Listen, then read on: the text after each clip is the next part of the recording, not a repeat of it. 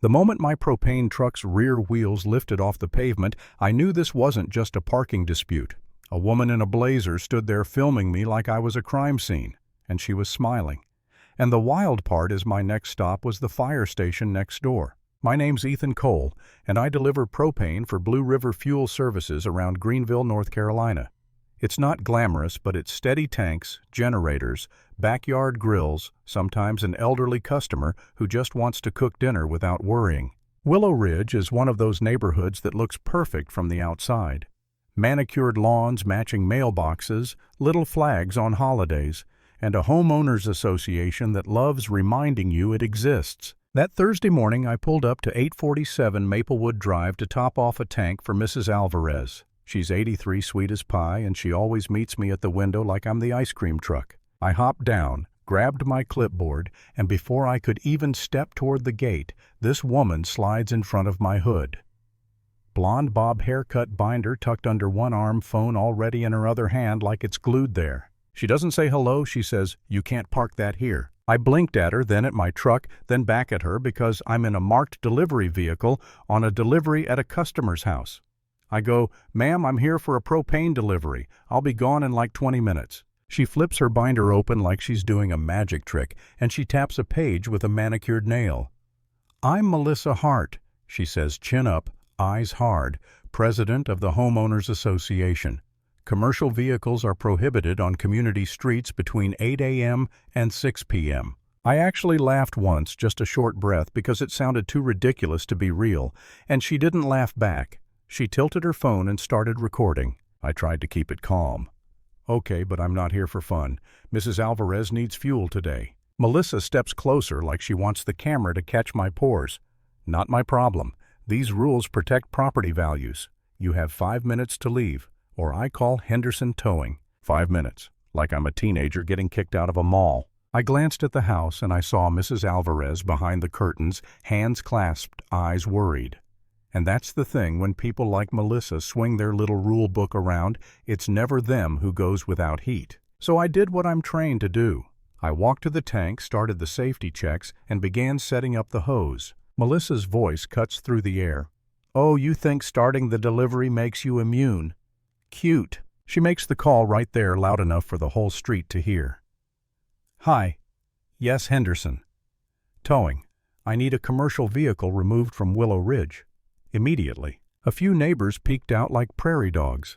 Some looked annoyed at me, some looked annoyed at her. Nobody wanted to be the first one to speak. 15 minutes later, a tow truck rolls in big, loud, and familiar. The driver hops out and my stomach drops because it's Pete Lawson, a guy I went to high school with. Pete takes one look at my setup and goes low voice, "Ethan, you're actively fueling." Then he looks at Melissa and says, "Ma'am, I can't just yank a truck that's connected to a propane tank." Melissa doesn't even hesitate. "You'll tow it when he disconnects. I'm documenting everything." I finish the fill fast, but safe, because rushing propane is how you end up on the news. The second I shut the valves, Melissa points like she's calling a touchdown. Pete sighs like he's already tired of his day, and he hooks me up. And yeah, my truck gets hauled out of that neighborhood like I'm a repo job. Standing there with my hands on my hips, watching my own livelihood roll away. I felt stupid angry and weirdly exposed, not just because of the tow fee, because an HOA president just turned my workday into content. At the tow yard, the guy behind the counter slides me a paper without looking up. Tow fee, impound fee, administrative fee, like they're charging me for breathing. When I finally got back to the office, my dispatcher didn't even yell. He just stared at me and said, "Ethan, Willow Ridge is 37 stops on your route." That's when it hit me. This wasn't a one-time headache. This was a chokehold. Over the next week, customers started calling like dominoes falling. "Where's my delivery? My tank is low. Why are you rescheduling again?" And every time I had to say some version of the HOA won't let us in during normal hours, which sounds fake until you realize it's not. Melissa didn't stop at towing either. She mailed citations to residents for things like trash bins, driveway chalk, a boat cover being the wrong shade of gray. And she CC'd my company on a warning that any future commercial intrusion would result in a $500 fine. One night, Frank Dawson, one of the homeowners, called me, voice tight. Dude, she's out of control. She tried to find my wife because our garage light was too bright. He told me there was an HOA meeting on Tuesday and said, "Come, say it to their faces." I didn't love the idea of walking into a room where I don't technically belong, but I was done being the silent target. The meeting was in this community clubhouse, all beige carpet and folding chairs like a sad conference. Melissa sat at the center table with 2 board members, a gavel, and that same binder like it was a badge. When my turn came, I stood up and said, "My name's Ethan Cole. I deliver propane to residents here. This daytime ban is making it impossible to provide service." Melissa didn't even look at me. She looked at the room. "Homeowners only," she said. "This forum is for residents." I held my ground. "With respect, ma'am, your residents are my customers, and you towed my truck during an active delivery to an elderly woman." A murmur ran through the room. That's when one board member, Gerald Chen, leaned forward and said, "Melissa, maybe we should consider a service exemption." Melissa snapped her head toward him like he'd betrayed her. "If we make exceptions, the system collapses," she said. "Rules are rules." I could feel my jaw tightening, and I said, "Okay, then tell me how I'm supposed to deliver propane. At 7 a.m., at 9 p.m., you want your neighborhood full of trucks in the dark." Melissa smiled, small, sharp. "Not my concern. Your scheduling is your problem." I walked out of that clubhouse feeling like I'd just argued with a wall.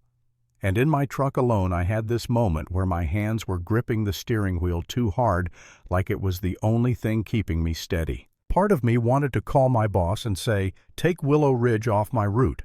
Another part of me was doing the math. Lost hours, pissed off customers, the next tow fee that could wipe out my week. And yeah, I had the thought just once like a splinter, what if I really did mess up by pushing it that first day? Then I remembered Mrs. Alvarez staring through her curtain, and my chest went hot again. Because no, I didn't mess up by doing my job. 2 days later, the twist hit. My coworker Tyler called me and went, "Ethan, she just tried to tow me at Fire Station 12. Fire Station 12 sits right next to Willow Ridge, but the only access road cuts through the neighborhood. And Melissa apparently decided passing through still counted as a violation. That's when it stopped being annoying and started being dangerous. Because that station runs on backup generators during storms, and those generators don't run on good intentions." The next morning I drove out there with a fresh cylinder and a signed work order from the city. And as I turned onto Maplewood Drive, there she was, Melissa, waiting like she'd been camping on the curb. She stepped into the street and held a hand up at my windshield like she was traffic control. "You're not authorized to enter Willow Ridge during restricted hours," she said, already recording. I leaned out the window and kept my voice level. "I'm going to Fire Station 12. This is for their generator supply." Melissa's eyes didn't flinch. "Your paperwork doesn't override our community rules. I'm calling Henderson Towing." And right then the bay doors of the station opened. Chief Daniel Brooks walked out, tall, calm, the kind of guy whose quiet voice makes people listen. He looked at Melissa and said, "Ma'am, you're interfering with a critical service delivery." Melissa turned the phone toward him like she'd caught him stealing. "This is private property," she said. "HOA authority." Chief Brooks didn't raise his voice. He just said, "This is a public safety facility. Step aside." Melissa didn't. She stayed planted, and you could feel the air get heavier, like the whole street was holding its breath. A patrol car rolled up a few minutes later. Someone must have called when they saw the standoff. An officer stepped out, looked at my truck, looked at the station, then looked at Melissa, still filming. "Ma'am," the officer said, "you need to move." Melissa did that thing where she talks fast and points to pages and says words like ordinance and policy, like she's trying to overwhelm everyone into agreeing. The officer didn't bite. He just repeated, "Move, now." Melissa's face went tight. She lowered her phone a little, not because she wanted to, but because she had to. I pulled forward into the station lot, hands steady, heart pounding. I did the swap by the book check valves. Secure fittings, no shortcuts, because if you're going to fight a power trip, you don't give them a real mistake to latch on to. Later that week, the city fire marshal showed up at the HOA board meeting with Chief Brooks.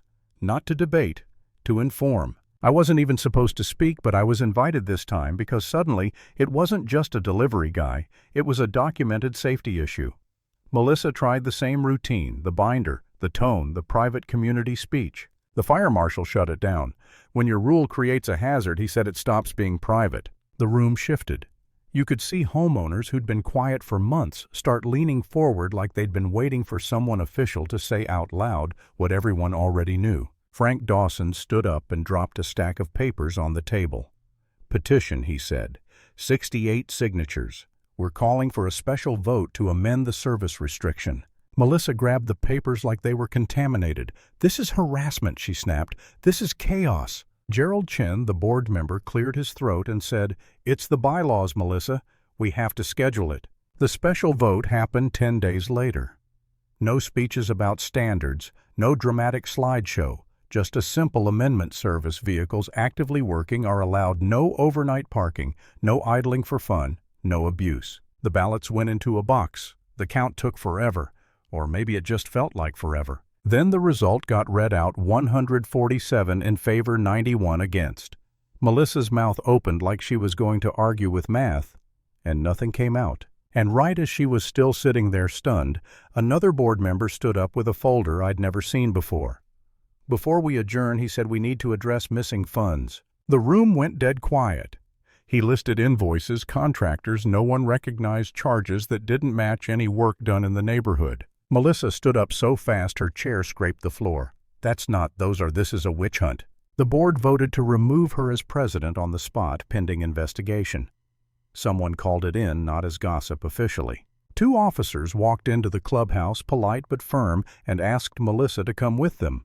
She tried to keep her chin high, tried to keep the performance going, but the binder in her arms was shaking. As she walked past me, she didn't look at me. She looked straight ahead, like if she stared hard enough, the consequences might blink first. The doors closed behind her. And that was it. Lesson learned: when people weaponize rules, the only thing that beats them is sunlight and receipts.